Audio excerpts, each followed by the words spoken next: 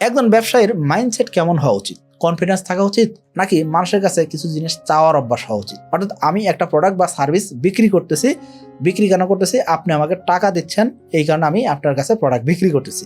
তার মানে কি, আমি টাকার কাছে আমার প্রোডাক্ট বা আমার সার্ভিস বিক্রি করলাম, এই তো।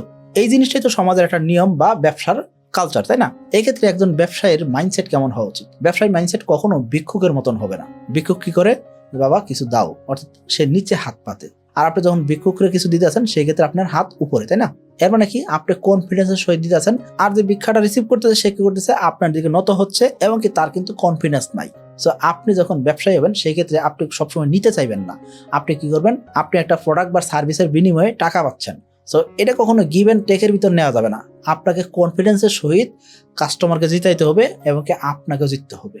আপনি যে চিন্তা করেন যে আমার সকল কিছু লস হইলো, আমি আপনাকে সার্ভিস দিলাম, আমার লস হইলো, এই যে লস হইলো বা লোকসান হইলো, এই কথা বলেও আপনি তাকে সার্ভিস দিয়ে আছেন, ওই মানুষটা কি বোকা? ওই মানুষটা কি কিছু বুঝে না?